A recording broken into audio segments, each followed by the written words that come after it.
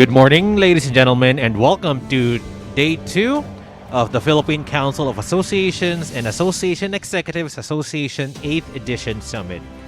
Before we formally start with day two of our event, please watch this short clip of some of the things that happened yesterday.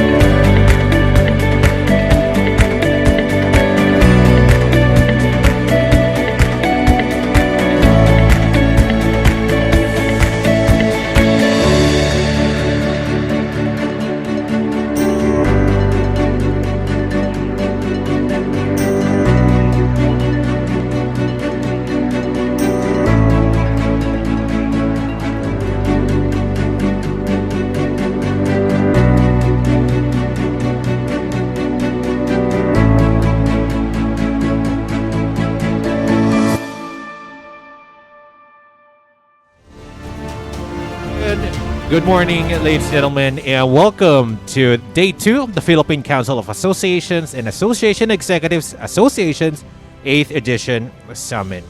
It is now time to introduce our main speaker for day two, our first speaker.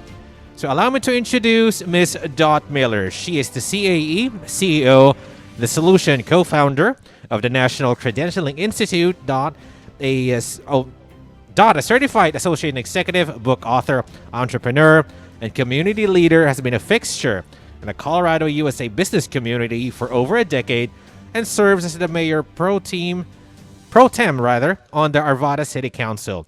As CEO of the Solution, an association management company, she leads to maximize the value and potential of member organizations while stimulating growth and engagement. Her work with new executive directors led her to team up with friends Keith and Adrienne Segundo to create the National Credentialing Institute, a provider of microburst learning and credentialing modules for busy executives. Her book, Executive Director 101: What New Execs Need to Know for Success, provides helpful hints, secrets for success, and best practices for executive director success across 14 different topic areas. Ladies and gentlemen, it's our pleasure to welcome Ms. Dot Miller. Hi, everybody. How is it? In the chat, if you could just say how you are doing. Good morning. It's good evening here. It's Wednesday evening at about 6:30 at night. It's great to see everybody. I'm going to go ahead and share my screen if I can. I'm not sure if you guys are. There we go. Perfect. So we're going to jump right in and get started. At some point during this, I'd love to bring screens down and have some participation, but I'll just jump right in. Today, we're going to talk a little bit about strategic fundraising. As all of you can probably imagine, everyone, it's not just you, everyone is having a hard time with what is 21 going to look like, 2021, what is 2022 going to look like? So I'm here to tell you that it can be thriving and vibrant, and there are ways to do it. And right now, with the economy really starting to slow with the pandemic, people are worried that funding isn't out there. They're worried that dues aren't going to be renewed because your members don't have them, or that sponsorships are going to come down. Well, if you build that relationship, I'm telling you, you'll be all right. Here we go. Let's get started. I'm going to move this down a little bit here. There we go. So before I jump into fundraising, I'm going to talk a little bit about how to plan for 2021 and beyond. And the reason that I'm going to do this is because it sets the stage for why funding is so important and why you need to be thinking about that right now more than ever. So right now, strategic planning is hard for your boards and stakeholders because normally you may have done a full day or day and a half or a weekend retreat outside of your organization in order to plan for where is my organization going to be in 3 to 5 years. But during this virtual environment, people aren't getting together for a full day strategic plan via Zoom. It's just not happening. So prior to COVID, I used to facilitate what I called at that time sprint strategies, and they were 4 hours long. So I could do a full day strategic plan, but I like to do them in 4 hours from 8 to noon because after lunch, you really lose that creativity.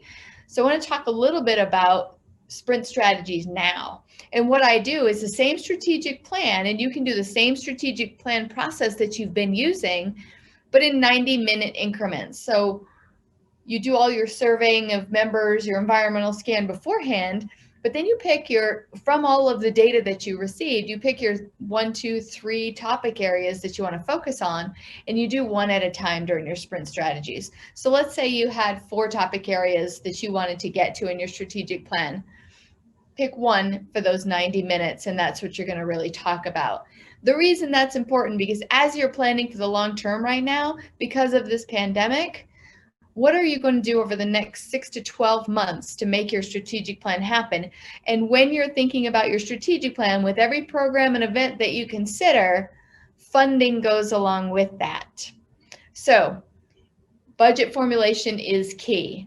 Right now, during this pandemic, is the right time to get rid of any programs and services that you have been wanting to get rid of for a long time. So if you have programs and services that are not relevant anymore, they're not revenue generating, members are not engaged with them, maybe it's time to let them go. And right now you have that grace from your members and your board to let them go, now more than ever.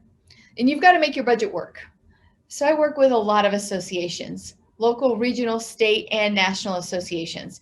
And I work on budgets, I work on events and how to raise funds. And I'll tell you what, people took a hit last year and dipped into their reserves. I'm just not allowing people that I work with to approve a negative budget. You can't go into 2021 with a negative $30,000 budget or a negative $40,000 budget. And we'll talk about different revenue streams in a moment. But the way to look at that, I was working with a client the other day that has been doing this really great program. We were looking at all the different line items in the budget. But this really great program started 3 years ago, and they have some incredible momentum. The program costs $8,000. There's no revenue coming in. It's just a cost. Well, maybe we can't do that in 2021. And the other thing was, a big program that they wanted to start. They had been ramping it up for 2 years. They wanted to start it. Maybe 2021 is not the right time. Where are people's focus areas anyway? So what we do there is we take the budget, we put the revenue streams in, and then we come up with a if-then statement. I was a math major in college. I like if-then statements. If we get a grant for $10,000, and we talked about the different grants that we could go after for that client. If we got this $10,000 grant, then we could do this program. If we got this grant, we could go down and do the next program. So you can talk about the programs that you want to do that are not revenue generating, but only if you bring the funds in to cover them. It's going to be really important that you have a zero-based budget, if not a profitable budget for 2021. And we'll talk about charging more for events. So 2020, you may have hit your reserves a little bit. That's what reserves are for. Reserves are for rainy days. They're for crises. This is a crisis. This COVID-19, this pandemic, this world crisis, that's what you have reserves for. But in 2021, I'm going to encourage you to try not to dip into those reserves and then have a plan for 2022 on how to rebuild the reserves that you may have taken in 2020. In 2021, you may be sitting on a little bit of a negative budget. Whatever you can do, maybe you can come up with some things today through this conversation to help increase that revenue and sponsorship and try not to hit that negative budget. So let's get started. Before you can go out and find sponsorships and investors in your association, you need to define the value of your association. Right now, associations and chambers of commerce are more valuable than ever before. You know, I feel terrible saying this out loud, but it is true, and I'm going to say it, and I'm sorry, but never let a good crisis go to waste when it comes to managing an association. People flock to their association and their chamber because you can help them. You have the tools and the resources to help them. So I'm going to give you some examples of what people have done and are continuing to do into 2021 that's going to bring money into their organization through increased dues, through sponsorships and investments, and program sponsorships. So Associated General Contractors of Colorado created tech schools inside. So they are contractors, general contractors and developers and engineers and electricians, all the subcontractors, plumbers, the trades. So they went into the schools and they created learning and education that was funded by grants, and they kept a portion of those grants for administrative costs. They also provided personal protective equipment for a lot of their folks. That brought member engagement. So the Association of Colorado Chambers of Commerce, with their legislative advocacy, really fighting hard with our governor, not fighting, working together with our governor to get money for 501c6 organizations.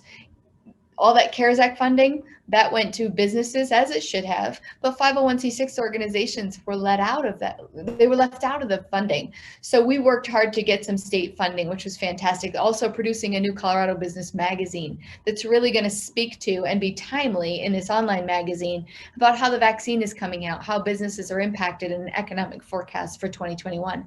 That brought in already $30,000, and we're not even finished with that yet. So new innovative sources of revenue, that something that they didn't have before.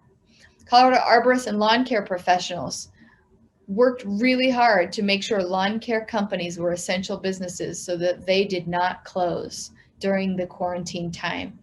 We made sure that everybody was safe and wearing masks and social distancing, but these people are outside and they are making sure that our businesses are kept and our residences are kept and our cities and municipalities are kept.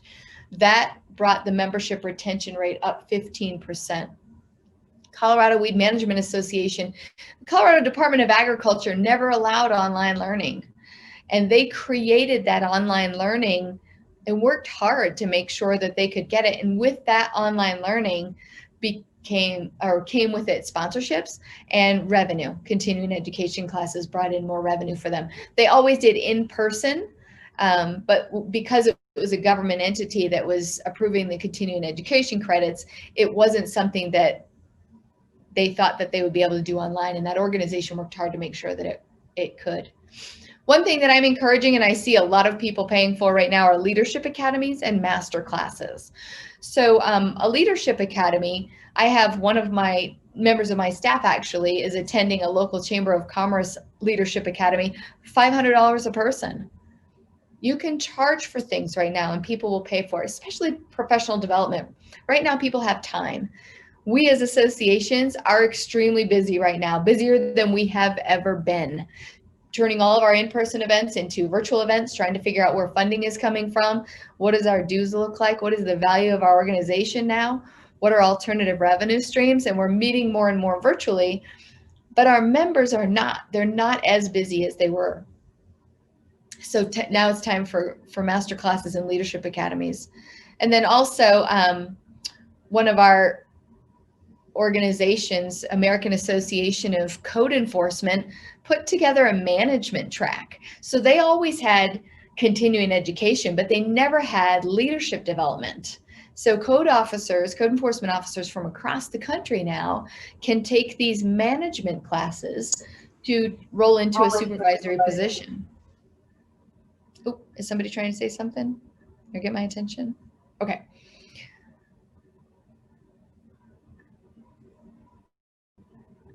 So virtual platforms, right now, everybody is very familiar with all the virtual platforms. As you turn to events and what does your platform look like, this is where you can engage your affiliate members. And I have a quote on a slide that I'm going to give to you in a few minutes about how, from one of our sponsors, about how engaging it was to be a sponsor of that organization.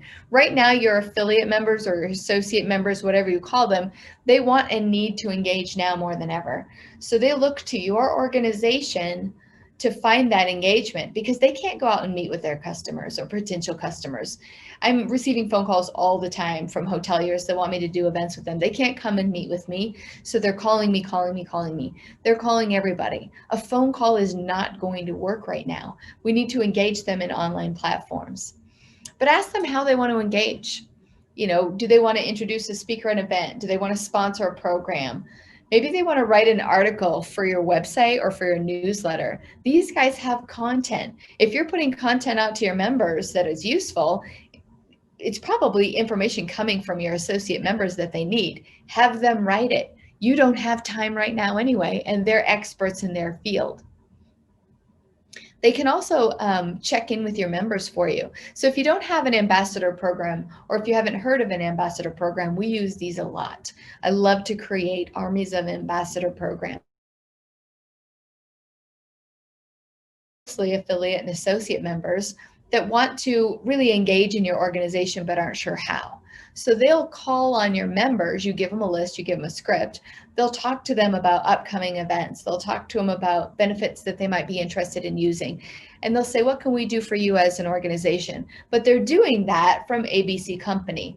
You know, I'm Dot Miller with The Solution, and I'm a member, I'm an affiliate member of your organization. I can call on your member and say, you know, to the realtor or to the contractor, hi, I'm Dot Miller with, you know, the American Association of Realtors.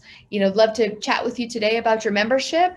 We've got some events coming up, and is there anything our association can do? I've been a member for years. You know, here's what I value from this organization. And then I speak about who I am and what I do. So it's a warm lead into your members, but they're going forward with the information that you provide to them about the association. So that's one thing that I would encourage. It puts boots on the ground, and it allows you to touch more of your members. We also make sure that they are not going to be salesy in any way, shape, or form. And then also for your affiliate and associate members, what's the goal of their engagement? Is it brand awareness? Is it a new product? Is it engaging in building relationships with potential clients for them? Or is it messaging to a broad group or a specific group? So what is their goal? And that is how I can get pretty much anybody to write a check for anything. People say I can sell ketchup to a woman in white gloves, but I'll tell you what, it's just about building relationships. What can I do for you? What can I do for you? How can I help you? No matter who I'm talking to, how can I help you? All right. So now pricing your events. This is where a lot of people did free for a very long time. And Bobby, I hope that this wasn't free. We talked about this last time I spoke to one of your conferences and it was free. Come on, let's do this. So pricing your events. It is important for you to meet your budget. 100%. If the cost of your organization is $500,000, you have got to raise $500,000. And how are you going to do that? Some of my conferences is $450 for a person to register, for a member to register. For an online conference, I charge $240. Right now, I would charge even more. I did $240 in the beginning because people thought it's a virtual meeting. It's a virtual meeting. And that's where we need to flip that conversation. It's not a virtual meeting. This is professional development. It's continuing education. It's tools that will help your members be better at their job and be successful in your industry. This is of value. So one of the things I did in the beginning, and we don't do this anymore, but as you start to charge for people, if you haven't charged yet and you're just getting there, I would say 3 people from your organization could log in for that $240. So it took a little bit of the edge off. They felt like they were getting 2 free for the price of 1. Or yeah, they were getting 2 free ones. You can also charge more and give away partial scholarships. So right now I'm charging more than $240 for a 2.5-day conference with continuing education. I'm up to 355 at this point. But I also give away a lot more scholarships. And my scholarship application looks like this. Do you need a full scholarship, or can you use a virtual or a partial scholarship? And if it's a partial scholarship, about how much do you need? So I leave that blank, and you would be surprised at how many people will just ask for less. You know, instead of just applying for a full scholarship, offer up the opportunity for a partial scholarship. Almost 100% of my people will ask for a partial scholarship instead of a full scholarship. And you can give away a ton of them, right? You want to meet your budget goals, but I'll tell you what, you can make more money doing a virtual conference than an in-person conference right now. And again, members are paying for the expertise of the speaker, not another virtual meeting. That is extremely important. So let's talk a little bit about hybrid events before we get into show me the money. Hybrid events are tricky. You want to try to avoid having two different groups. This happened to me for the first time the other day. I knew association executives had talked about it happening, but we've really gone above and beyond for our events on having two siloed groups. And I'll tell you the difference between what went well and what went wrong. So when we do hybrid events right now, because in some of our areas in Colorado, we've been able to get local groups together in groups of up to 50 with social distancing. So we have a monthly luncheon that we continued. And we would have about 40 people in the room and another 20 to 30 online every single month for this luncheon. And we charge the same price for both, by the way. So it's $55 for the luncheon if you were there, and it was $55 if you weren't. Because if you were there, you were getting lunch. But if you weren't, we were still paying for the technology and the virtual concierge to be there. So we still had costs associated with that. Now, what I mean by virtual concierge is we had a person in the room on the computer who was cheerleading the people online, who was raising their hand inside the room saying, hey, I've got a question online here. Joe wants to know more about XYZ. And, you know, in the chat saying, hey, the crowd's going crazy here. Can you see it? Can you feel the energy? So that having that virtual concierge at the event, and you can have that sponsored, by the way, you can say virtual concierge sponsored by, everything is sponsorable. We're going to talk about that in a minute too. So that's how you get the energy from one room to the online room, right? So the other day I was speaking on policy governance. I made it exciting. This was not boring, guys. I made it exciting. I was speaking on policy governance to, there were 3 associations of realtors from a regional in Southern Colorado. So you had 3 separate associations. One of them was in the room in Colorado Springs. They had half of their people online and half of them in the room. And then 2 other associations were online. And then I was facilitating from online. All of this was supposed to happen in person, except we went to level red 3 days before and the whole thing blew up. We could still have some people there in the room, which is why we had those people in the room, but everybody else was online. I didn't have time to get a concierge there. So the executive director of the association was going to be that concierge, but he just didn't do it well. So the energy online was fantastic, and the people in the room were not. So let me tell you the difference between virtual and in the room.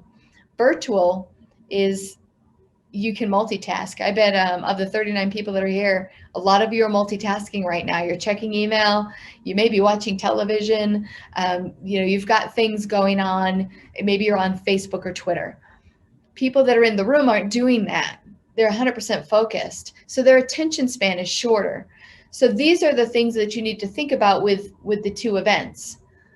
The other thing is people are going to expect some sort of virtual option for your events once we go back, because they've become accustomed to it now. They kind of like multitasking during the event. They're getting the education at the same time.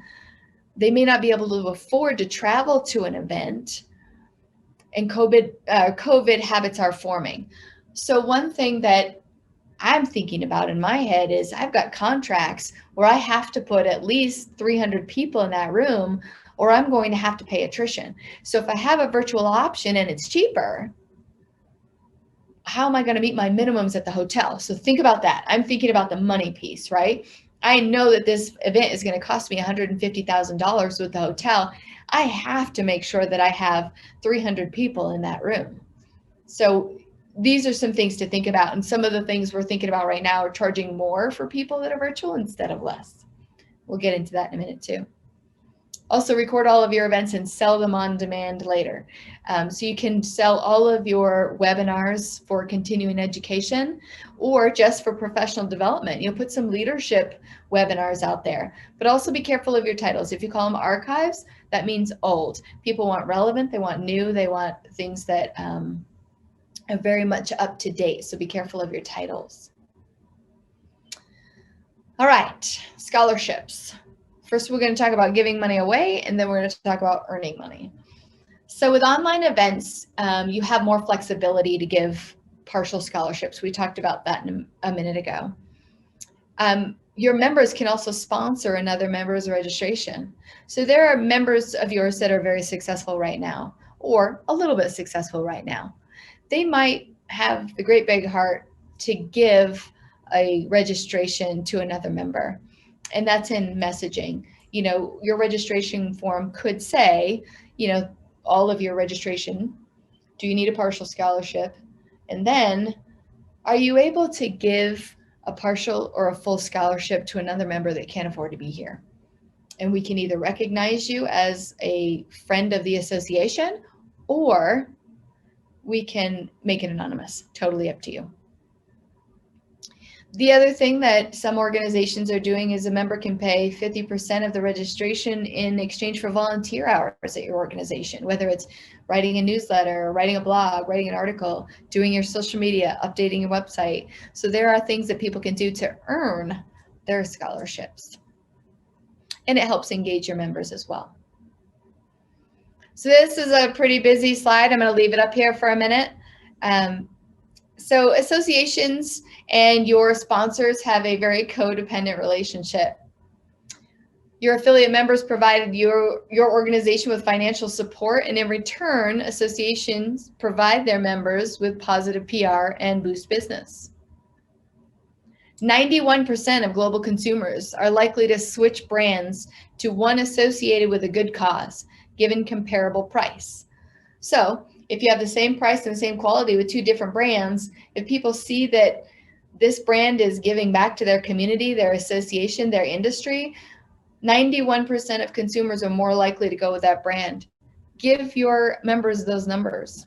61% of consumers are willing to try a new brand or one they've never even heard of because of its association with a particular cause. Sorry, I keep losing my mouse. 50% of global consumers said they would be willing to reward companies that give back to society by paying more for their goods and services. So these are big numbers that you can use in your marketing dollars. And I'll give this slide presentation to Bobby and he can share it with all of you. You can have this information. Now let's talk about brand visibility. What are you going to give your sponsors? So corporate sponsors view their sponsorship as a business arrangement, period. End of story. It is business. You may have a contract. Here's what you give us and here's what we're going to give you. Sponsorship is a strategy to build brand recognition and increase sales for them. They want their logo anywhere and everywhere. T-shirts, banners, signage, newsletters, print, web media, social media, landing pages. These are just to name a few. Wherever you can put their logo. Right now in this virtual world, there are a lot of opportunities for that. I had the virtual background up earlier for this conference, but I wanted to show you this because this can earn you a lot of money. This background that I have going on right here, if you can see it, has lots of logos in it of companies that paid this organization a lot of money. Sorry, my regular background is popping through here. And the more money that they paid, the longer their logo stays on the screen. So one thing I'll tell you is put together, you're an association executive or association professional or a chamber professional.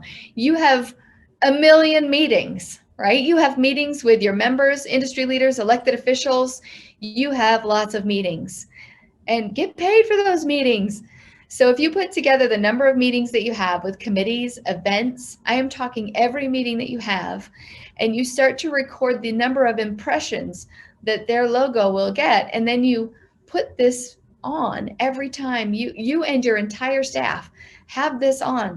You can get your board members to put this behind them at events, and you can do this for individual events as well. So having a rotating logo, it's kind of fun and cool when somebody's presenting, but also you can charge $2,500, $5,000, whatever you want just for that logo presentation. That's one of my favorite revenue generators, by the way. So, sponsorship for your events. I love selling sponsorships. One of my favorite things to do. For me, it's like making the big sale, right? Sign on the dotted line. But a sponsor can only say yes if you ask them. Some companies do have money right now. One of the things I like to do is take a look at everybody's events. Take a look at those sponsor logos that are on people's events and who is sponsoring. Every time I go anywhere, this is sponsored by, that's sponsored by. My husband and I did a road trip up to Maine this year. And we stopped at the Hall of Fame, the Rock and Roll Hall of Fame in Cleveland. And when I walked in, I saw this beautiful poster. And in the bottom of it, it said, sponsored by First Bank. And I'm like, my first thought was, I wonder how much they paid to have their name right there. You have this entire museum of stuff. And the first thing my vision goes to is sponsored by, made possible by, presented by. And I put those in my head, I'm like, all right, these guys have got money to sponsor. Another thing is some people will say, you know what, I only have, if I ask for $10,000 for an event and that business tells me that they only can sign for 2,500 or else they have to go to national. So here he is trying to get me down to 2,500 on the sponsorship. I'm like, oh, Mark, you're so sweet. Here's what I can do for you. Let's make 3 payments of 2,500 and get you up to that 7,500, or make 4 payments and get you right up to that $10,000 level where you want to be. Just make 1 per quarter. And so that's how you can get people up to where you want to be. A lot of my friends in the nonprofit world are canceling their annual dinners and their big galas. And I shake my head. I'm like, don't do it. There's money out there.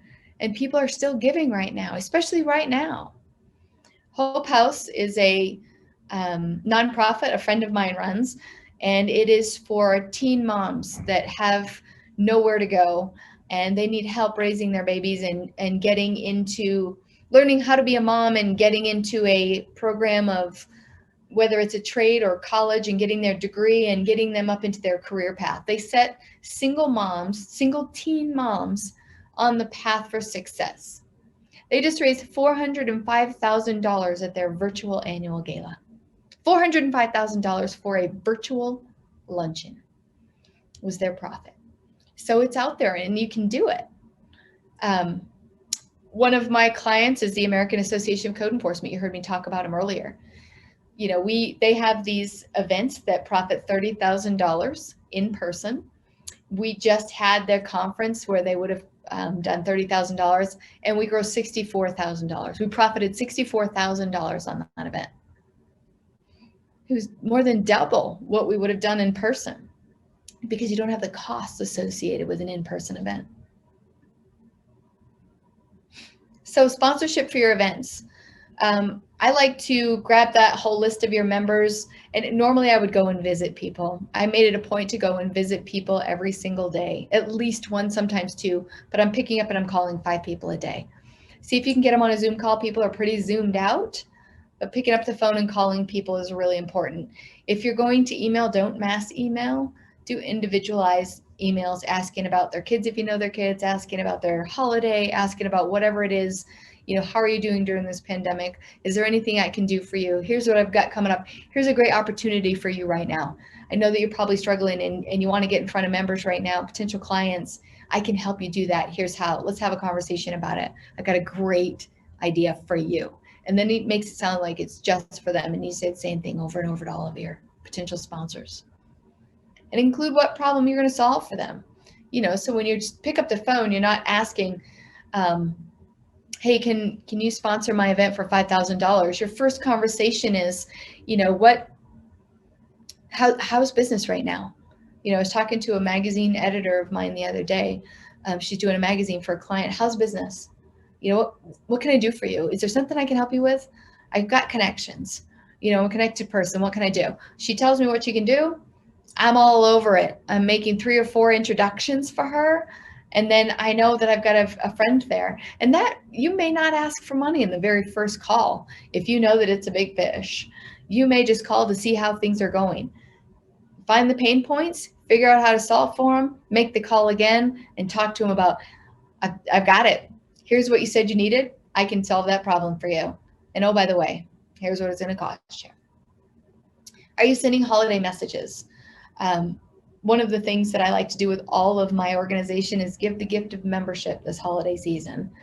So one thing that, it's really it's really disappointing when somebody can't renew and they can't afford it. But one of the things that your members can do is buy a membership for another member. And then again, you can create a friends of your association on your website, in your newsletter, and you can talk about who gave the gift of membership. And then you pick out who really can't afford it. And you can also have a message out there about if you can't afford your membership and you want to renew, or you can't afford partial membership, we've got people that are willing to help you out. Let us know. And it also helps retain those members, because somebody might have just said, you know what, I can't afford it. But if you have an opportunity for somebody else to pay all or part of their membership, they're going to pony up and at least give you some. So your magic number is 7641. I love to use meaningful numbers. You have 7,641 islands. That is a great sponsorship number right there. I'm in Colorado. We're the Mile High City. 5280 is mile high above sea level. So 5280 everything, 5280 magazine, restaurants named 5280, events, 5280 everything around here. $5,280 is a great number for a sponsorship. And if you get to half of that, you can have matching donors that will help get you to the 7641. So I would put that everywhere. And if there's a registration that used to be $50, maybe you up it to 7641. Somebody's going to pay it because it's a cool number. So I just wanted to throw that out there. When I was watching your ads earlier, I was writing that down and changing my PowerPoint real quick. So metrics for sponsors. These are key for big corporate sponsors. So when a company sponsors an event, they want to measure the return on their investment. And the most common metrics used in measuring ROI is to evaluate the amount of exposure. So when I do events, I have some companies, especially when I'm working with a marketing department of that company, they want to know how many people attended the event, how many emails went out, how many people saw the email, how many impressions did they get. This helps them go back to their CEO and say, here's what we got for the sponsorship at ACE. Here's what we should do for next year. So I will put together a comprehensive list of any marketing materials. And right now it's easy to do because everything's online. So click-throughs and all of that are measurable with the softwares that you're using. I would give examples of other businesses in the same industry, if possible, of what they received. So let's say you had an event last year and you did, you had a bank that sponsored and you sent emails out and 1,300 people opened it. It went to, 3,500 people, and only 1,300 people looked at it because everybody has a preview pane and it doesn't count as a click open. And so the numbers are skewed there. And then here's how many direct mails, and here's how many Facebook posts, and here's how many likes. These are just examples of numbers. And then, now you have even more opportunity to put people's logo in your background, on your website, on your events. You can put logos and commercials and videos everywhere. I sell sponsorship banners on event apps, on online platforms. You can have little chat boxes, little pop-ups with ads and logos that come up. You saw that this conference had all of those incredibly vibrant videos that happened prior to kicking off this morning. That's huge. You can have your sponsor do videos all the time. Sponsors introduce speakers. That's something that happens a lot. Tell us a little bit about your organization. I saw this great thing the other day. A sponsor actually paid $2,500 to be able to do this. So you can tee up fun event things in your online events that sponsors can pay to do. Again, everything is sponsorable. So a great way to engage your members, and I'm going to do this right now, is you can say, all right, would you rather? We're going to play Would You Rather. And I'm going to say, would you rather this or this? And if it's the first one, put the number 1 in the chat box. And if it's the second one, put the number 2 in the chat box. And your sponsor can be, you ask 3 or 4 questions in the beginning of your event. We'll do one right now. And they pay to do that. It gets people engaged in the beginning of your event. It gets people typing in the chat box. So here we go. Would you rather be able to type an email really fast? Would you rather be able to type really fast or read really fast? So let's type in the chat box right now. Put a number 1 if you would rather be able to type really fast. Put a number 2 if you would rather be able to read really fast. I can see the chat box numbers going up here. And the other thing, let's do this again. Oh, not too many people answered that one. I think people aren't paying attention to me. Come on now. Here we go. So again, inside your presentations, you can get a sponsor to pay to be able to do that and to introduce your speakers. I also like to do VIP sessions before and after speaker events. So let's say any of you wanted to chat with me after, Bobby could set it up, and for $500, you could have a VIP session and we could do one-on-one and talk about your organization.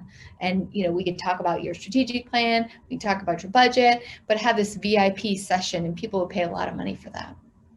It's really like a discount from hiring a facilitator for their own association. The other thing that I like to do is, and you could do this, is let's say you got a huge sponsor for this event, and in your presentation, in your slideshow, I was sent this template, right? And you could have the bottom third with the sponsor logo on it.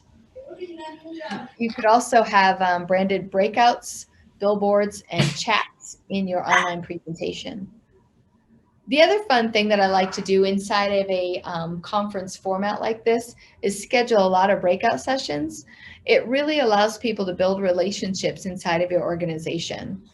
So if a sponsor started those conversations, and you could script them because they may not know what's engaging, they could host those breakout sessions. One of the great ones is, what were the best takeaways from today's event? And that really gets people talking. You can also promote sponsors via email with spotlights. Do an interview and write an article. What does your organization do, with a picture of them, with their logo? You really make it personal. Talk about the person, not just the company. This is Margaret with ABC Company. She does printing for, large format printing, and she's been a member of our association for 5 years. She's been to all of you've seen her at events. You probably know her. She has a booth. Here's what she does, and here's what she does at that company. Talk a little bit about who their target audience is. These are great spotlights. The other thing is sharing them on social media and asking your members to share these spotlights as well. I also like to say that this sponsorship or investment package is a starting point. This is absolutely something to give you an idea of what we can do for you and the relationship that we can build in that strategic sponsorship. So let's say here's my platinum sponsorship, my bronze sponsorship, my silver sponsorship. And again, I hesitate to use those in every facet, because you can create sponsorships like the concierge sponsorship, the breakout sponsor. You can have those different sponsorships as well. So those are just the starting point for me. Again, listening to their pain points, talk about their target clients. If you know their target clients, they're probably your members and you can match them up. But and again, it may not be logo placement that they're looking for. Sponsored breaks, sponsored campfires, Q&A with speakers. At the end of your presentations, you often have question and answer period. You can have those Q&As be asked by your sponsors.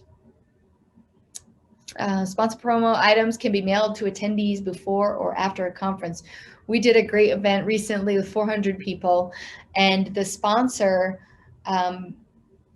purchased these cute little boxes, and it had a badge, a lanyard like you would get at a conference. It had a lanyard, and it had some snacks, and it had a gift card for their company.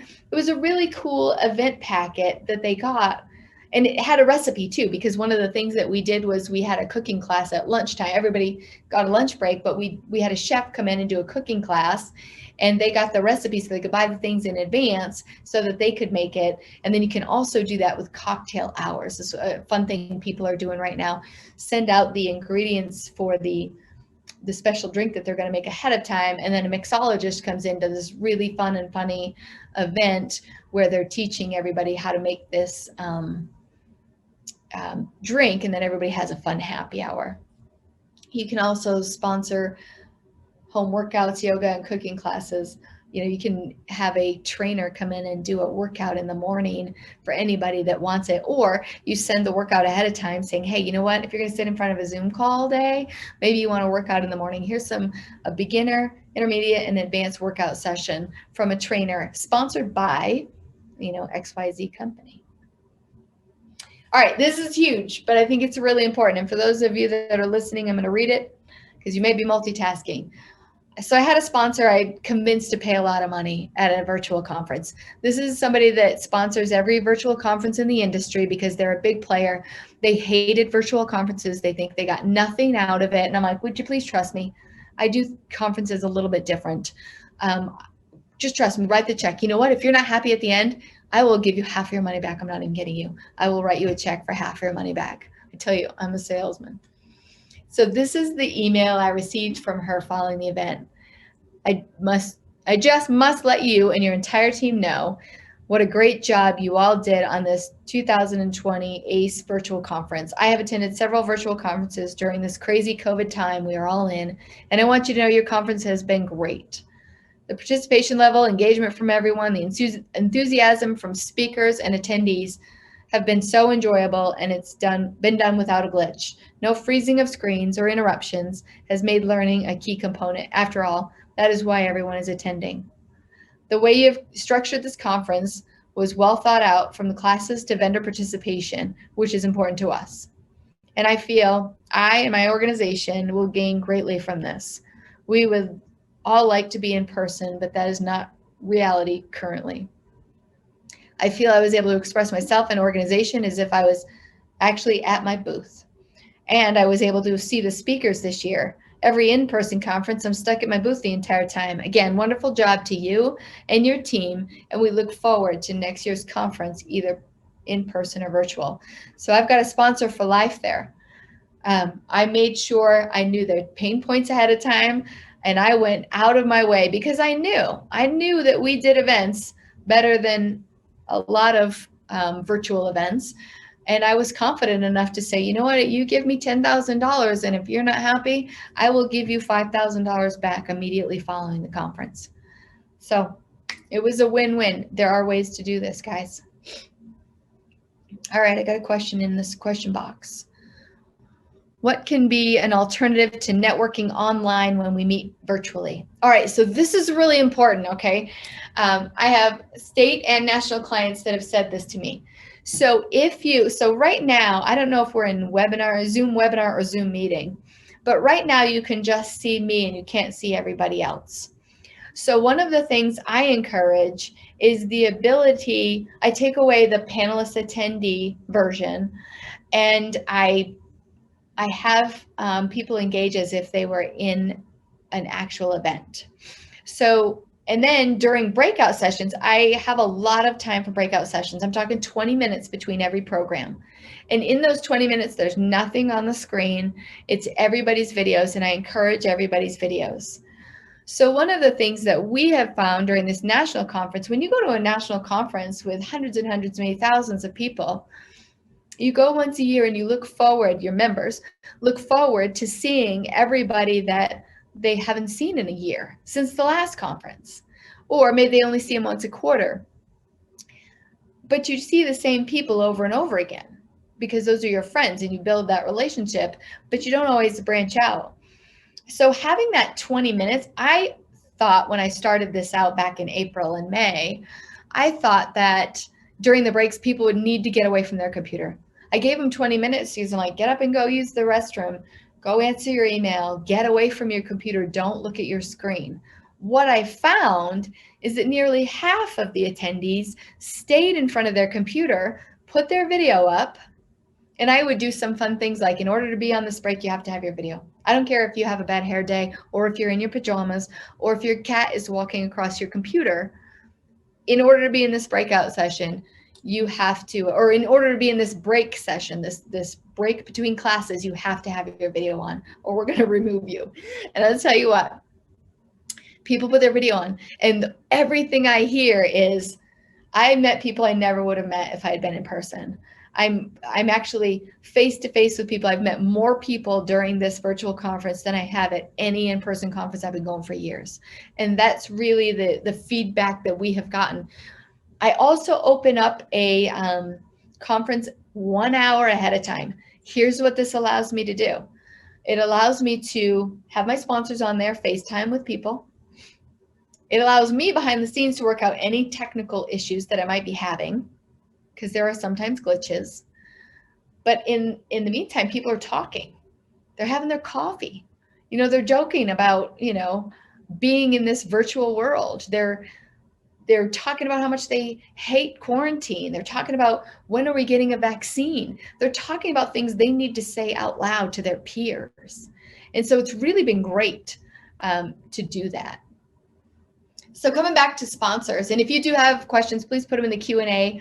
I don't keep coming back to the chat, but what I do is when I see the Q&A, I'll bounce back and open it up.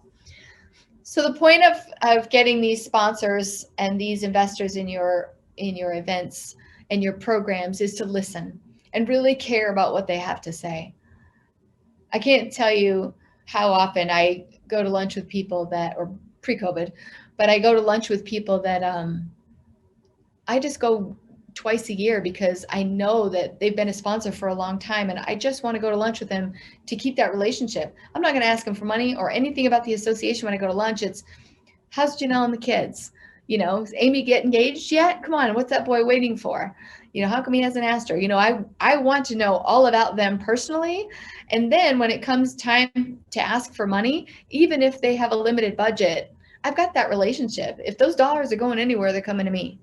One of the things that we do for one of our nonprofit organizations that my husband and I run, we make cookies every year, and we hand deliver cookies, homemade cookies. We make like 10 different kinds of cookies. We spend all day doing it, and we just deliver Christmas cookies. And I have one $5,000 sponsor for this nonprofit that said, as long as you keep bringing me these cookies every Christmas, I'm going to keep giving you $5,000. My mom used to make those haystacks for me when I was a kid. It's very nostalgic to me. We have a sponsor for making Christmas cookies. It's ridiculous. But this is what people want. And the more you get to know people, and the more they know you care about them, and it seems time consuming and overwhelming, but it's really not. I send text messages. If somebody's late for a meeting, or if I have some time between a meeting, I'll send a text message. Hey, I was thinking about you today. How are you doing? How are things going? I just random texts out of the blue. People love that. So create the contract of your sponsorship that details all the deliverables. You want to make sure that what you say you're giving them, you're actually giving them. And I also make sure that I follow up after the event saying, here's what you got. Here's how many impressions you got. I like to draw up a calendar of touch points. So if you have 1 or 2 big events and you've promised all of these ads and newsletters and spotlights and emails and social media, make sure that you draw up the calendar the minute you get that sponsorship. It goes on your sponsor calendar. We promised that you would have your logo for 4 months on the calendar. Okay, January, February, March, and April, this logo is on our website. And so you want to make sure that you do that so that you can deliver on what you've promised. You want to start the relationship before you ask for money. We talked about that. Nurture and build the relationship. And stop by the place of business throughout the year. That's hard to do right now during COVID, but you can check in virtually.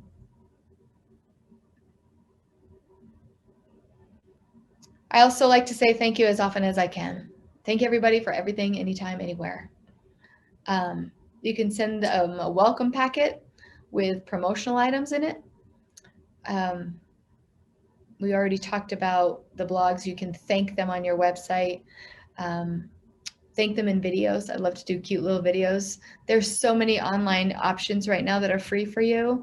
But you can do fun videos saying thank you to your sponsors, put it out, send it to them in the body of an email, but also put it in your newsletter, put it on social media. Give them a VIP party with a very much sought after guest. So let's say right now here in the time of COVID, one of my clients is the Colorado Chambers of Commerce, all the Colorado Chamber execs. So if I were to put together for my VIPs in the chamber world, right now it might look like a healthcare professional talking about a vaccine, because that's to them, if they could get FaceTime with a person that could talk to them about a vaccine that they could take back to their community, that's a very much sought after guest right now, or the governor. You as association executive directors have relationships with elected officials. Use them. Send about bucket of popcorn, pop by to see you. Someone can sponsor the popcorn even. And then I like to send anniversary cards. You've been a sponsor of this organization for 5 years. Happy anniversary. It's not like branded anniversary cards that you have with your logo on it. My cards don't say the solution with my logo and you open it up as a blank card. It's a Hallmark happy anniversary card, and everybody's like, what are you sending me, an anniversary card? And then you open it up and it says the whole thing about, how we're such a great pair and, happy anniversary. And then on the end, thank you for being a sponsor for 4 years. I really appreciate you. Happy anniversary. And it's just fun. And, it makes them smile that day. So I'm going to leave this up on the screen for a little bit. These are sponsor ideas. They're in person. And again, I'm going to give this slide deck. Actually, Bobby's already got the slide deck. Sandy's already got the slide deck. These are great things to have sponsors for. Everything is sponsorable. I talked earlier about having a concierge, a virtual concierge. That person is sponsorable. Your video Facebook cover is sponsorable. You know how you have a Facebook page and you have your logo probably in the circle and then you have the banner at the top? That could be a sponsor banner. Everything is sponsorable. So that's what I've got. That's me. And I don't know if there's any questions or what I can do at this point. Bobby, take it away. Oh, got a question. Yes. Thank you so much. Thank you so much. Wow, a lot of ideas as always. And I feel like my organization or my association or our association is already $1 million after you are $1 million association. After your great ideas. And we will definitely, put this into practice. I'm sorry about this free summit you mentioned earlier. you said you were going to start charging, Bobby. You said. Yeah, we did for our webinars, but not for the summit. Our board felt that it's time for us to give back to our members, so we acceded. But we're supported by other friends like the Tourism Promotions Board helping us put this event together, and we got fantastic speakers like yourself. So happy Thanksgiving, and Happy Thanksgiving to you. I do have one quick question here in the chat. Do I have yes, 2 please, minutes go to ahead. answer it? Yes, All go right. ahead. So it says, how can we compute the value of a sponsorship? And that's really by, I'm not sure if you're talking about just one event or several events. So there's a couple of opportunities here. So you can have an investor of the organization for the year. Oh, it's so weird to see myself on the screen here. All right, I'm not even gonna look. So We can see you. What's that? We can see you, Dot. I know, I can see myself at the top and the bottom, and they're moving differently, and it's making me feel uncomfortable. It's weird. So anyway, what I like to do is start with your budget, right? We talked about budget in the very beginning, and that's most important. How much money do you need to make on your event? And from there, your budget dictates how much money you ask for. And so if you need to make $30,000 on your event, you cover the cost by, in person, you would have covered the cost with the registration, right? But with virtual, your costs are so much lower.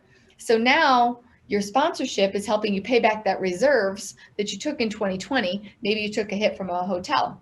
So I like to use numbers like, I'll have a $500 sponsor for events, and that could be you're going to be the Zoom sponsor, you're going to be the break sponsor, you're going to be the dashboard or the discussion board sponsor. But then I go up a level to a title sponsor or presenting sponsor or a keynote speaker sponsor, and those go up. So if you do have a keynote speaker that costs you $3,000, you can have a $3,000 keynote speaker sponsor. And so that's where I value, that's where I find the amounts that I'm going to charge. And from there, the value is in the recognition that they get more over everybody else. I have some sponsorship packages that I can send to you, Bobby, and then you could forward them out. And underneath, I lay out, here's what you get for that. And so for $5,000, you're going to get 10 minutes at the general session to talk about your organization before the conference starts. And you're going to get to do X, Y, and Z, introduce this speaker, host this breakout, and then I'm going to give you all of this attention on social media, on the website, in newsletters, in the conference program, and on the platform. You name it. And then as the next sponsor level down gets a little bit less and a little bit less and a little bit less. Does that make sense? And does that answer your question? Hopefully. Okay.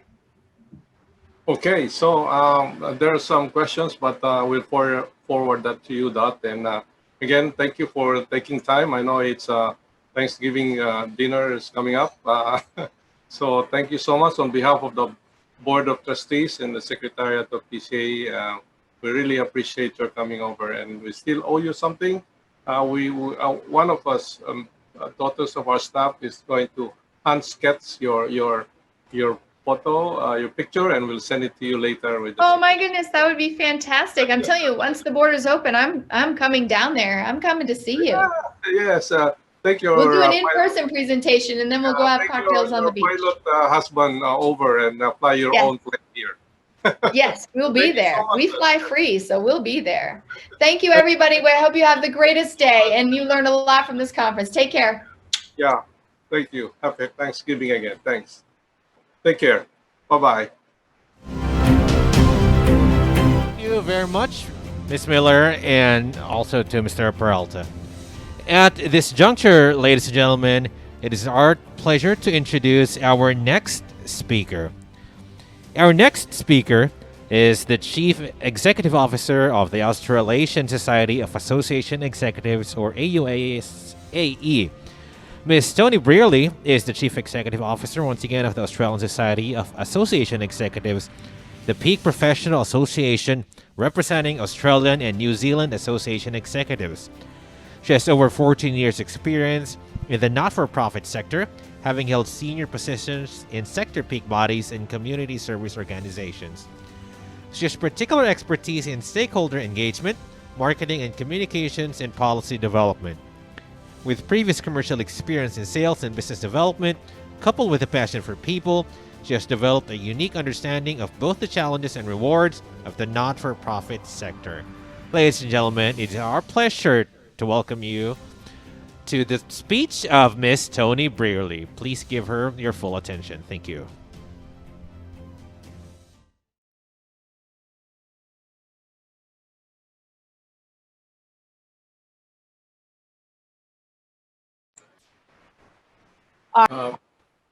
Toni, you're on mute, please. Then I got muted and I am back. So hello, good morning. It is my absolute pleasure to be with you here today. I have had a fantastic introduction, probably the best introduction I've ever had. So I'm not going to tell you who I am. And, it's really, impressive. And I thank PCAAE for inviting me here to this fantastic virtual conference that you are hosting. So hello, Bobby, and hello to everybody who has probably seen me and maybe done a little bit of my webinars over the course of this year. I'm really excited to get into and starting to chat and listening to Dot. She gave us some great examples, I think, of what we can maybe think about as we step through this in presentation. Now, I will do the best I can to answer questions as we go along, so feel free to do that.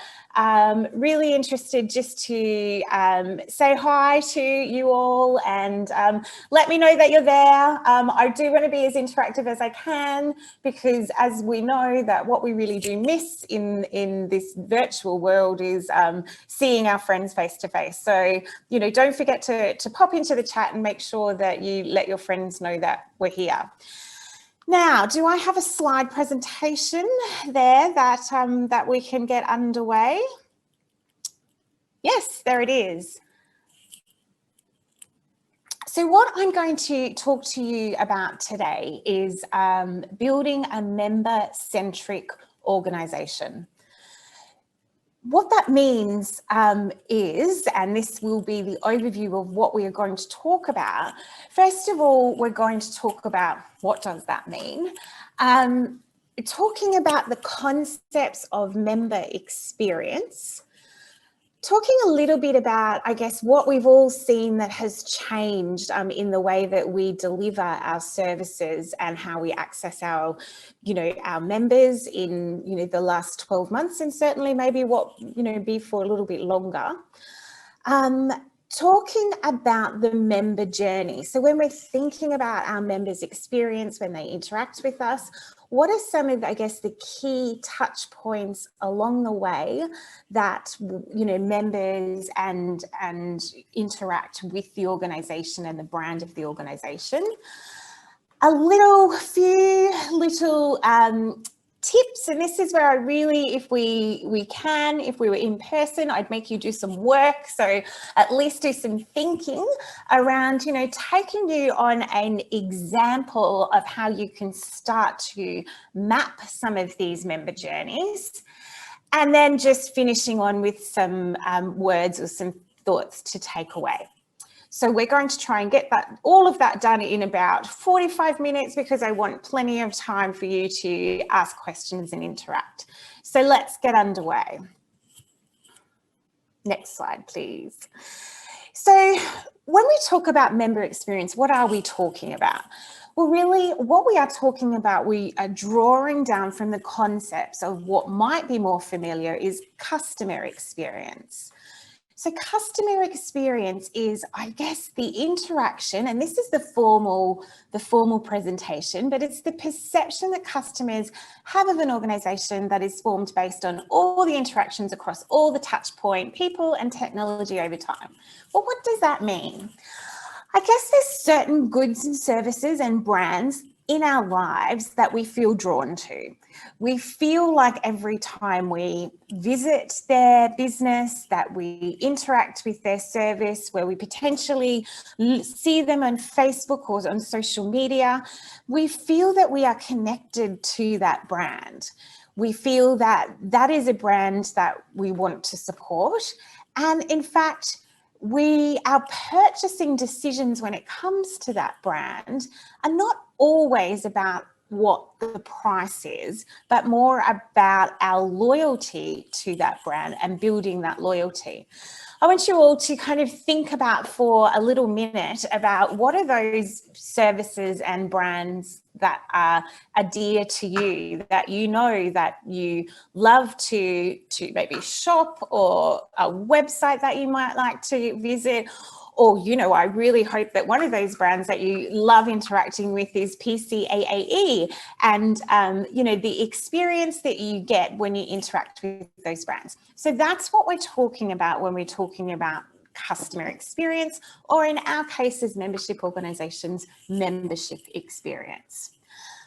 But let's not hear it from me, because being in association world is, as we know, there is an association for everything. And I have been so grateful this week, in fact, to be connected with an association called the Customer Experience Professionals Association.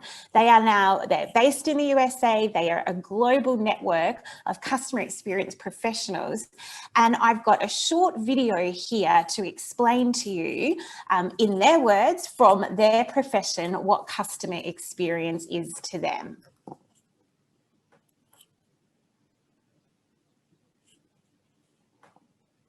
I hope I have a short video coming on the next slide of what customer experience means to them.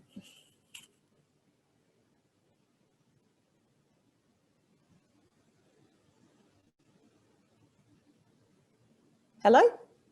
No? Do you want me to keep going? Oh, here we are. So what exactly is customer experience? Is it a number? Is it a feeling? Is it customer service? Well, customer experience, or CX, is more like a chain of interconnected perceptions that customers have of an organization across all touchpoints and people. Customer experience can't be reduced to a number or a metric. It's more than a feeling, and it's not the same as customer service.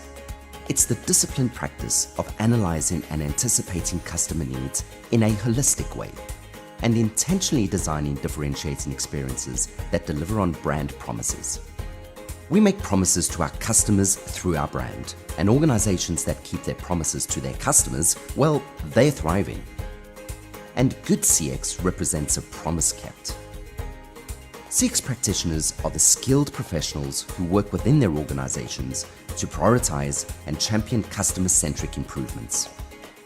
And the CXPA is the organization that supports and advances the customer experience discipline through many interconnected CX competencies. So why should this matter for your organization? Well, it means that you're strongest when your CX program is strong, in not just a few, but all of these aspects. To learn more about how CXPA and the value that certified customer experience professionals can bring to your business, visit cxpa.org.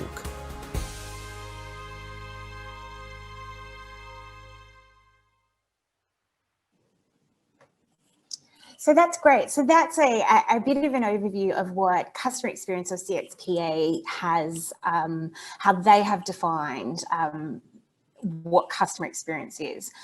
So how do we draw that to members, which is a really interesting question. So every one of our members is a customer of our organisation. So I guess being a member-centric organisation means that we put the member at the heart of everything that we do, of every decision that we make, of every process that we undertake.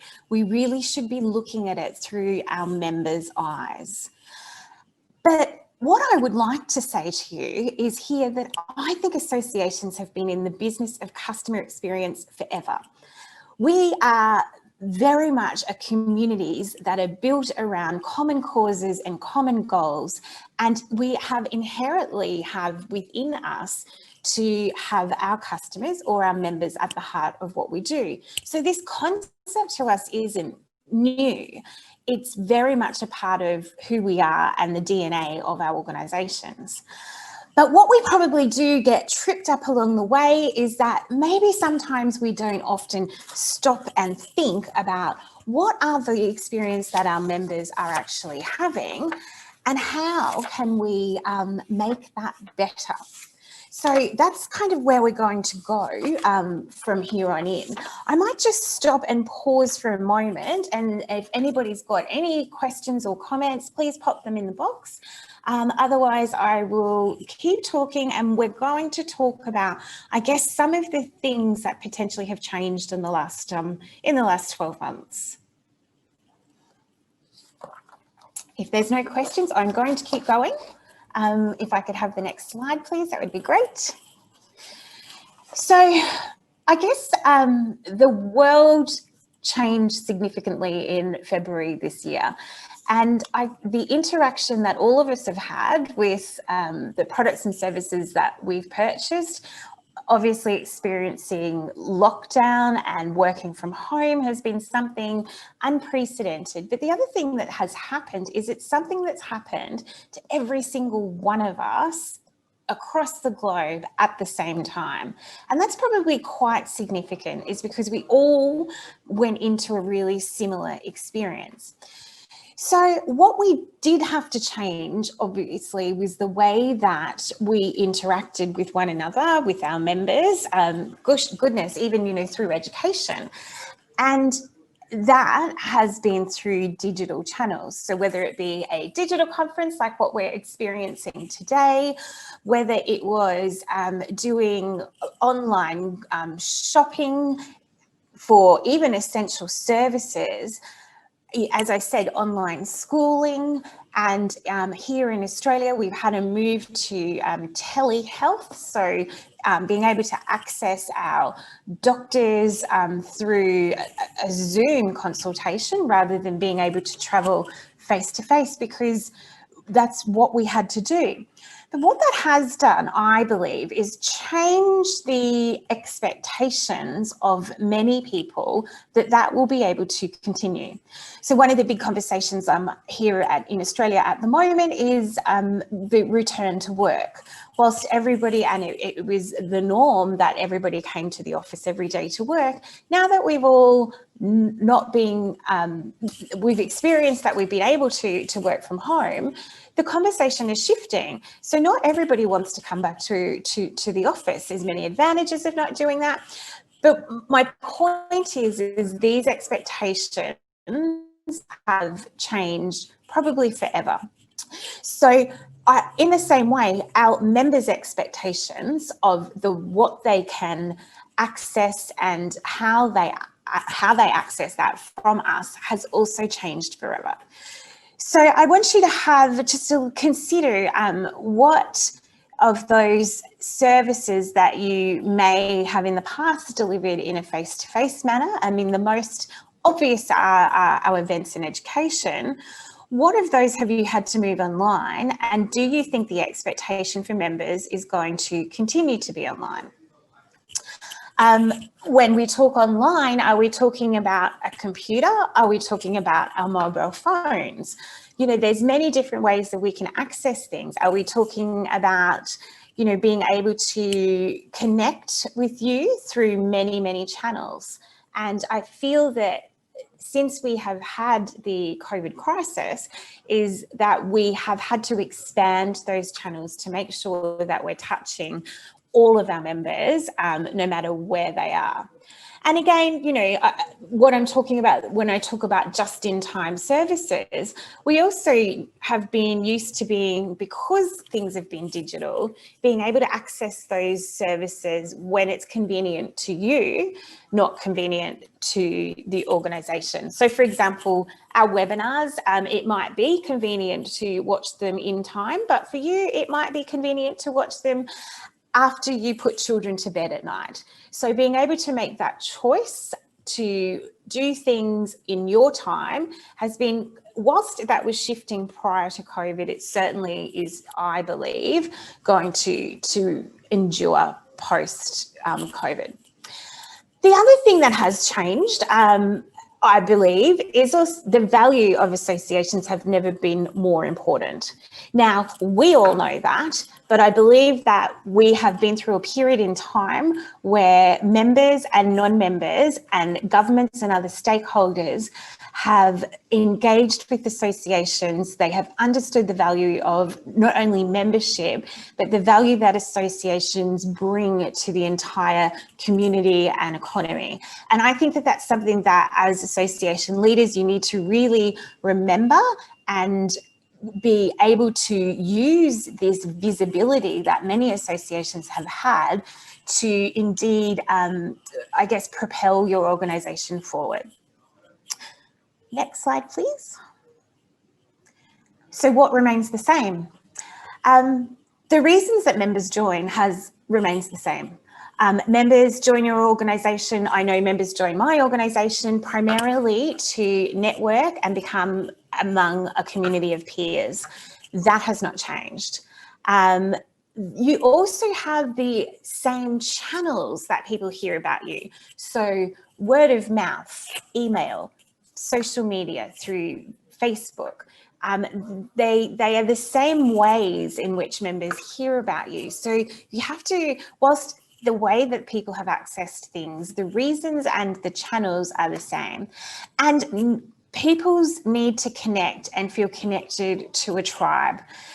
There has never been a time where, I guess, in isolation, being able to connect in through your organisations and through your member communities, that people have felt supported and like they are actually not alone.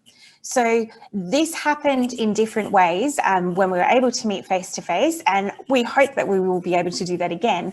But certainly, you know, the need to connect and the need to feel part of something, that has not changed. Next slide, please. Some things that I also just want you to keep in mind is, I was talking about a little bit before, important to meet members where they are. And I think that's really important to remember. For me, I am a person that does, one of my major channels that I kind of connect with on social media is LinkedIn. That's where I am. That is for me, but not for other people. So you might be on Facebook, you might use WhatsApp, you might be on Viber. You have to have a think about where are your members, and also you need to be where they are.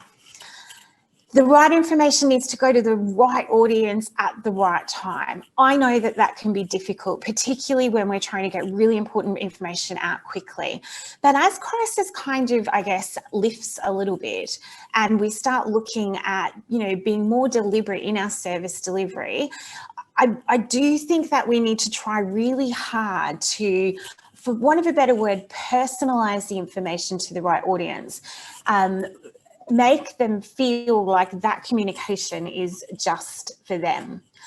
And going forward, I guess, when we are designing our service delivery, so for me, I haven't done very much planning for 2021 yet, because I really, you know, need to know what we are going to be able to deliver. But what I know that we need to remember is to remember the outcome of what you're trying to do. So try and keep in mind, if you are going to do a virtual conference, why are you doing it and what do you want people to walk away with? So they're just some of the things you can think about as you kind of go and plan, you know, what you might deliver in a new world. Next slide, please. Thank you. So I said that we would talk a little bit about the membership journey. I mentioned that early on. And so I guess, you know, from a membership journey, where can we start looking about how can we improve this experience that our members have of our organisation? There's three main touch points to that. One, before membership, so into membership, through membership, so when people are a member, and after membership. So sometimes members might leave your organisation because they might change career, they might have a career break, they might take a 12-month holiday. And so they will leave your organisation, but we need to remember that there's still opportunities for you to keep those people engaged with your organisation. So just really quickly, I'm going to run through some of those actual touch points of those journeys, which are, you know, very common touch points for all of us. Next slide, please. So if we're talking about into membership, there's some common areas. So we talk about recruitment. So that's obviously the way that we interact with people before that they're a member. We might, as you say, like social media is a great place for people to find out about you. So what is happening on social media? When people join, the actual joining process, how can they join? What do they need to do to join? Are the steps to make it join easy or are they difficult? And then into membership is then once somebody has joined, what do you do with them then?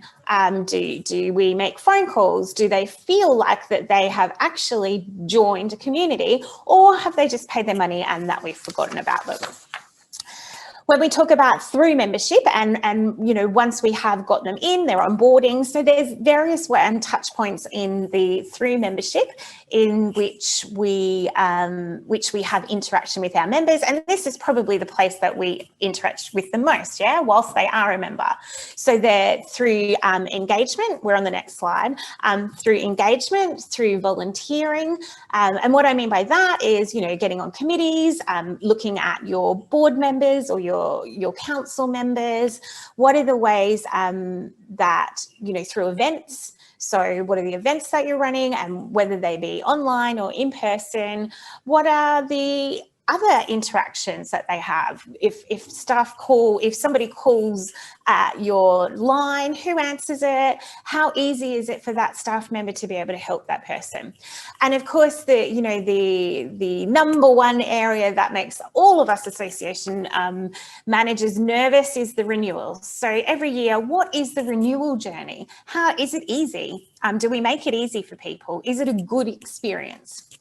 And finally, and onto the next slide, after membership. So as I talked about, when people might leave for whatever reason, what is their experience when they leave the organisation? Do we send them a note and say, thank you very much for your membership over the, however much of a period?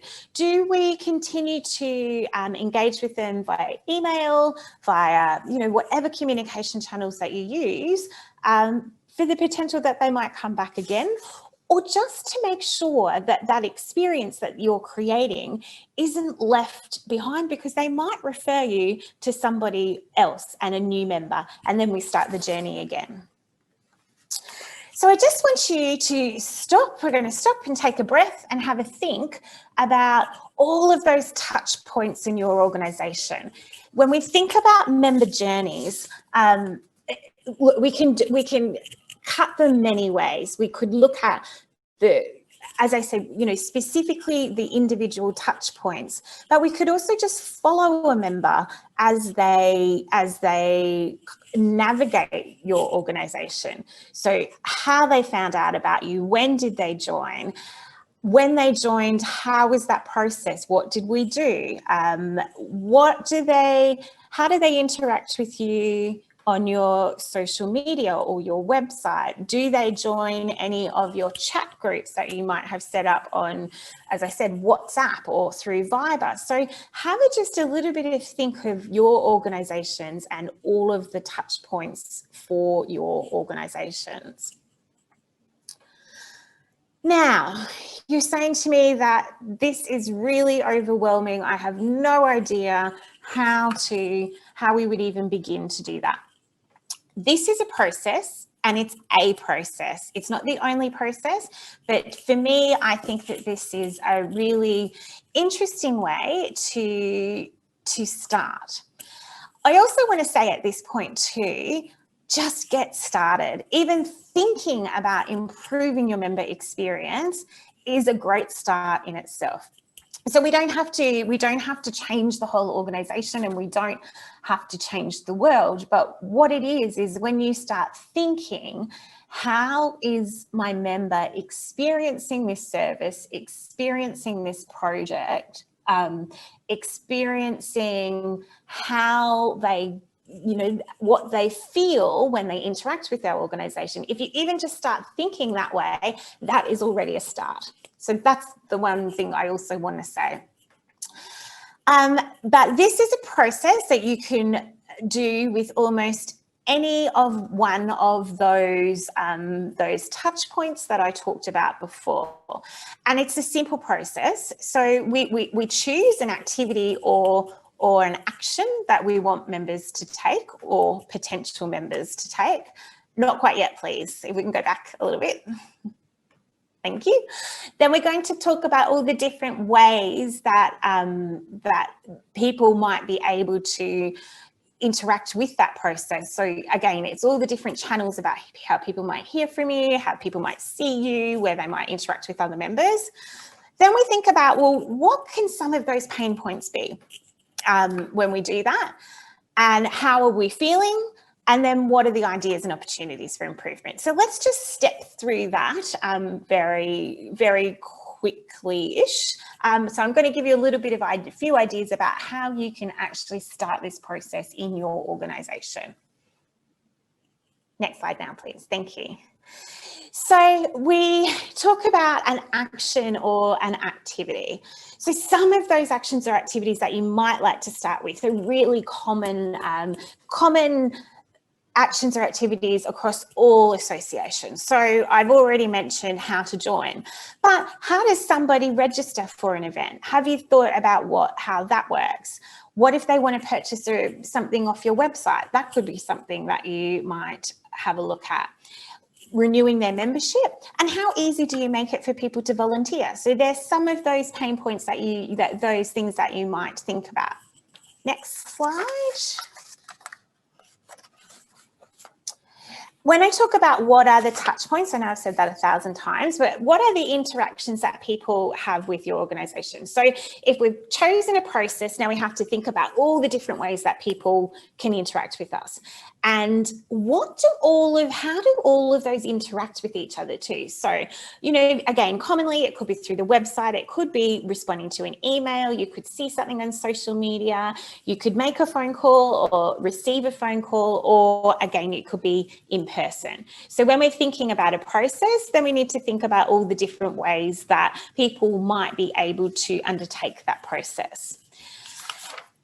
Pain points, and this is where we start doing some thinking. And what I suggest is this is not something that you do on your own. This is something that you should pull a team together. So either internally, get some board members, get some members, and we start talking about what pain points might be. Next slide, please.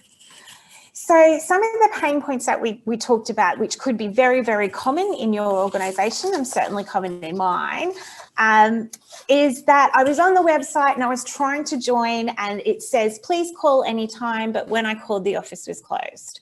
So again, that could be a bit of a pain point. It doesn't mean that the experience as a whole is bad. It's just a little stumbling block along the way.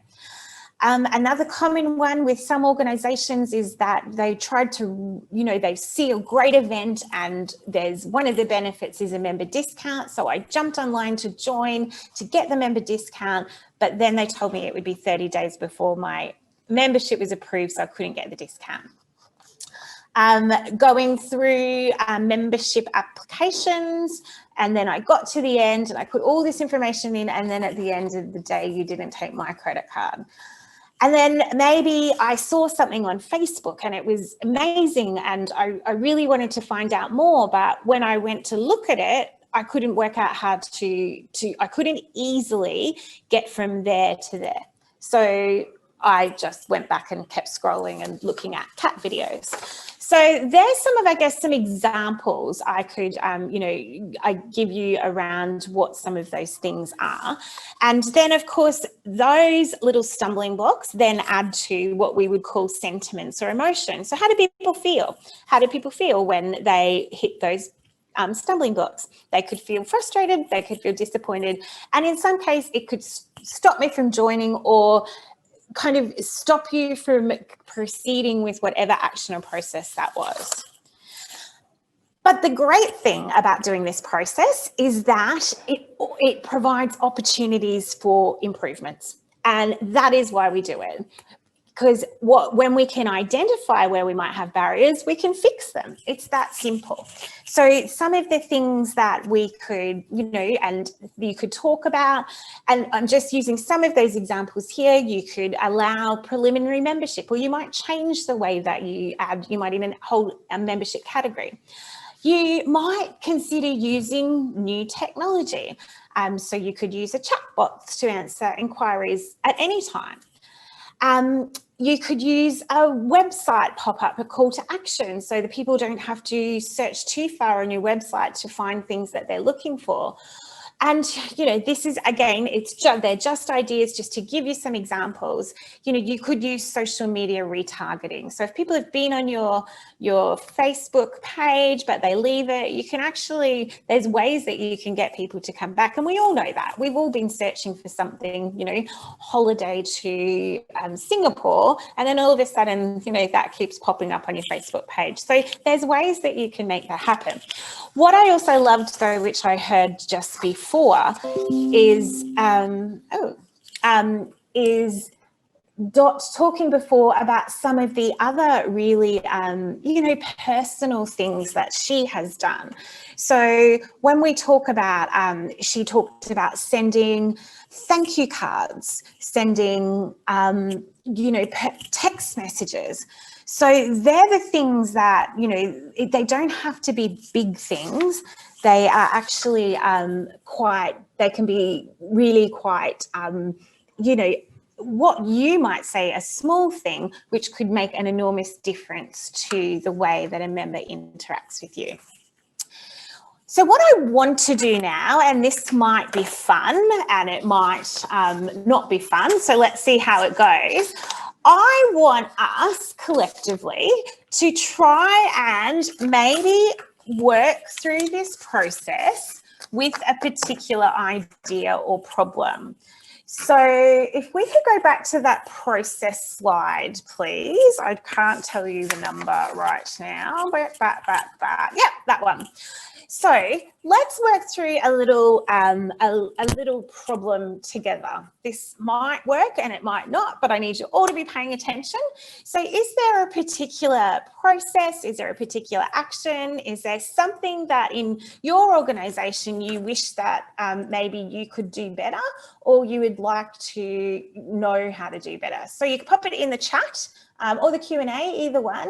So what sort of process do you think that could be improved in your organisation? And let's just work together on seeing if we can put this process that I've just given you into place. And this is not my process, by the way. This is a process that has been developed by an organisation called Australasian, and Australasian have a whole lot of processes on their website, so it's actually a very good resource. Anybody at all? I can pick one, but it'd be much better if you could pick one.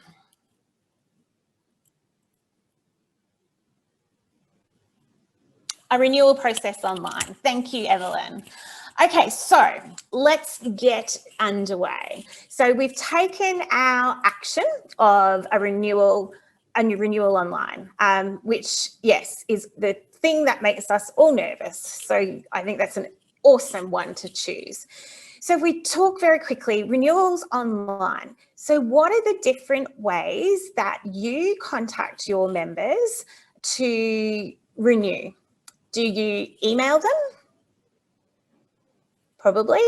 Are they able to renew on your website? Are they able to phone the office? Are they able to pay by credit card? Or are they able to transfer funds? So when we talk about that, and that might be all of those things, if there's any other way, can they, do you use text messaging very much? No credit card not enabled. That's exactly right. So then how do we make that, if that's a great one, Evelyn, so let's work through that. So I am going to renew my membership with the Philippine Retailers Association. I'm very, very happy with the service that they've given me. Evelyn phoned me just the other day and really made me feel like I was supported.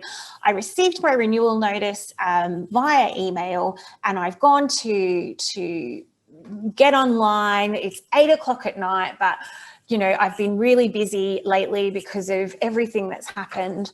So I get online and I go to pay my renewal because it's really important for me to support the organisation.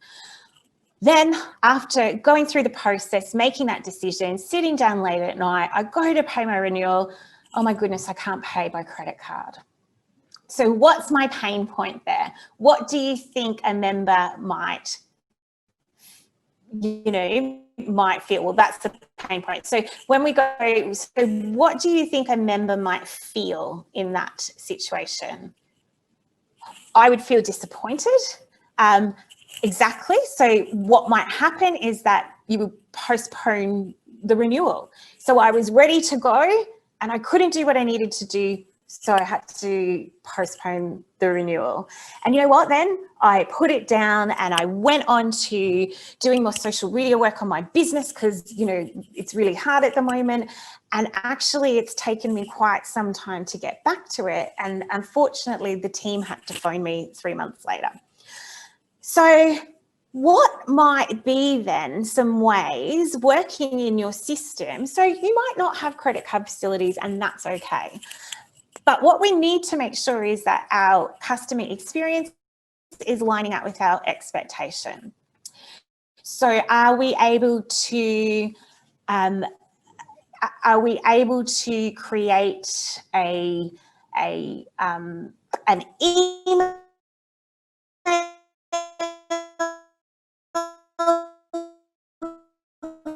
that people can call if they to actually let people know before they do the process that they're not able to do it they're not able to pay by credit card. So if we actually set the expectation that there is no ability to pay by credit card, but if you would like to renew, then please email me and the office will call you. An idea that you can improve the process, it's not costing you money. You don't have to implement a whole new system, but by changing the process and changing the expectation, you actually increase the experience. And the other thing that happens when we start to work through these issues is when you pick and you start at one point, it could actually improve your services for a whole range of things. So in that particular example, we talked about renewals, but if we don't have credit card facilities on our website, then we won't be able to pay for events either. So by correcting or improving one process, we can actually improve a whole range of processes and also a whole range of touch points for our members. And this is what I'm saying about, improving member experience doesn't need to be difficult. And by just starting to look at those processes, then it very often leads to other areas. Does that make sense? I hope so. The other thing, you're welcome. The other thing that is worth thinking about is also your brand. And what I mean that is that making sure there is an alignment between those touch points and interactions. So making sure the experience from phone, the in-person experience that you might receive if we think about an event, the in-person experience that you receive at the event to an online experience that you might get through a virtual event or through the website. As to the experience that you feel, so the emotions that you feel when you might look at something on social media, right through to also how easy it is to actually speak to somebody on the phone. So I guess what I'm saying is, quite often, because of going back to where we started around having to be in many places at the same time. So, you know, we have to have a great website, and we have to be doing, you know, we have to be on social media in one way or the other. And, you know, actually we're across lots of social media channels because this group of people are on Facebook, or this group of people are on LinkedIn, or I've got people who are not like that, so I've had to set up a Viber group over here. So having what one of the common challenges is when we spread ourselves across so many channels, we may not have the same experience across all of those channels. Some people might have a great experience on your website because actually we've just upgraded that website and it's super good. But actually over here, when we call the office, our staff is still working from home, so we're not able to help people as quickly as what we could. So I guess that whole concept of creating a great brand experience is something that really does need to be thought through, particularly in times as we are now, when we have to be in so many places at so many times. So literally, you know, where members are, it can be really challenging, particularly when, as all of us, everybody's resources are low. So walking through these exercises of looking at how people interact with you, what they experience when that can happen, how they feel about that, and not only how they feel, but what feeling does that, or what interaction does that prevent them from doing, and then working out how you can fix them, which doesn't need to be a massive technology solution. As you know, I go back to what Dot was saying before. It takes nothing to send a text message and say, thanks for coming for this event. Now, if you've got, but you know what, we can do things at scale. So if you have 400 people at an event, there are programs that you are able, if you have people's mobiles, you are able to do that. So I think also when we are thinking about ideas and opportunities for improvements, I know even from my own association is that we quite often we think in the constraints of what we already have. And I would challenge you to think in what I would call a blue sky way when we're looking to solve problems. So when we're looking to make improvements or to solve problems with members, don't be constrained by what you think you're able to do or what you think you can afford. Just think of the solution, and then maybe sometimes the solution is there, but you didn't know it. I hope that gives you, we could sit here, and if we were in person, I would be able to let you run with many different scenarios that you could do yourselves. We can do this. We can do this differently, and that's what we need to learn to do. So, just to give you a few things to take away. So, if we can go to my second last slide, please. Oh, well done. I think when you are getting started, be clear on the why. And Bobby, you are actually correct. Customer experience equals a member-centric organisation. When we are creating great customer experiences or great member experiences and putting members first, you will get better renewals, you will get new members, and you will get engaged members for life. This is what I couldn't, if there's one thing that you take away from my speech today, that is what I want you to think. The other things is be clear on the why. Why are we doing this? And remind yourself that you are good at this. You are good at customer experience. We are built to serve. It's part of our DNA of associations. And I really believe that associations do this very well. The other thing is start where you are. And what I mean by that is not everybody is going to turn into a automated, fully digital organization overnight. That can't happen. That can't happen for me. We can't all be the Netflix of the world. And I know that people use these big examples and you kind of think, well, I can't do that. But you can. You actually just need to follow the process. So start where you are. Where you are is where you are. And that is a good place because you have members and you have a mission and you have a purpose and you are helping people. That is a great place to start. So don't think that you can't make small improvements because you absolutely can. Involve your members in this process. But also just be prepared to hear a little bit of feedback. You might be surprised, their feedback might be amazing.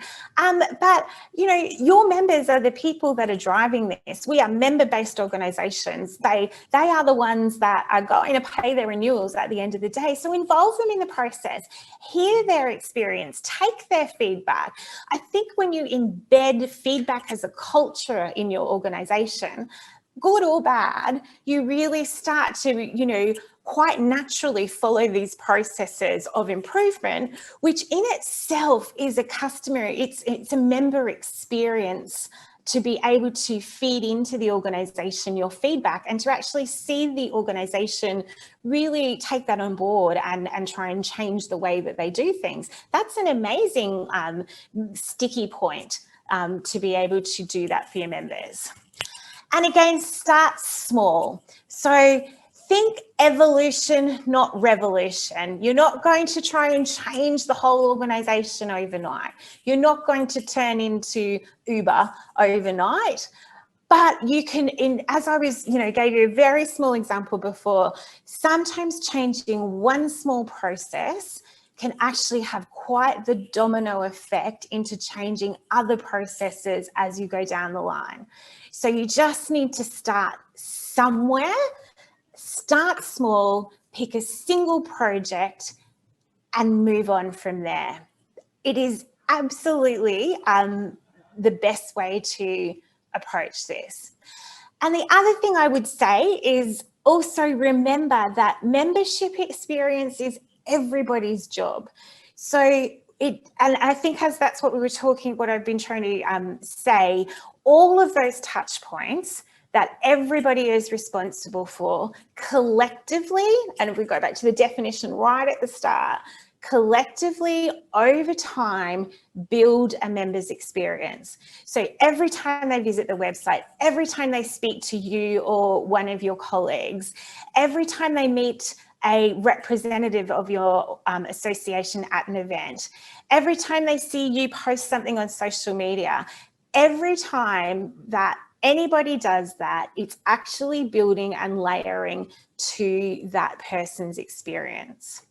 And so that is the responsibility of everybody. And I think by building, as I say, this culture into your organisation, you can grow your organisation, you can certainly engage your members a whole lot more, and you can, which effectively allows you to deliver on your purpose and your mission and make much more impact in the industries that you are making now.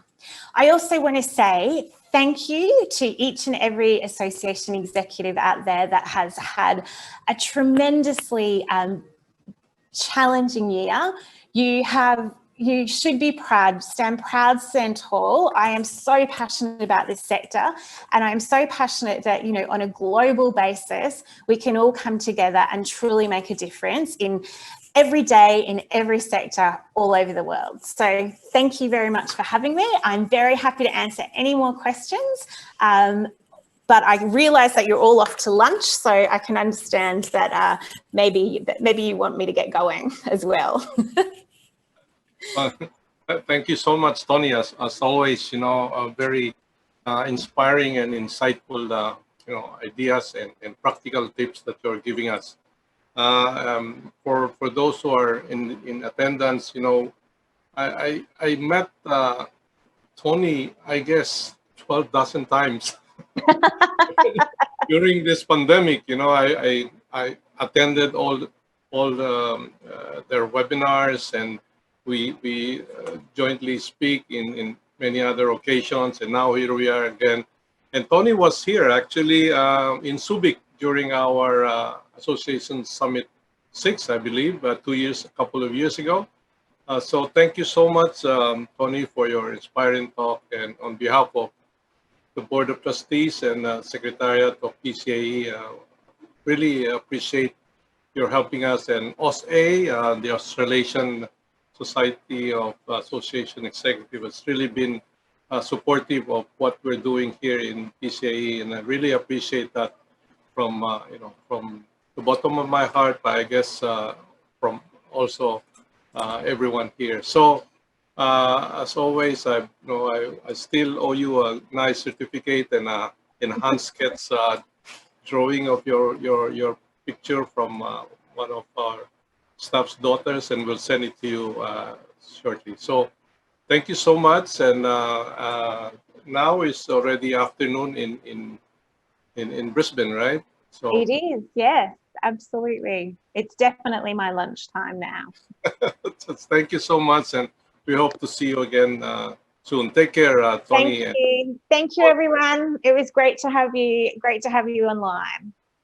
Thank you so much. Bye.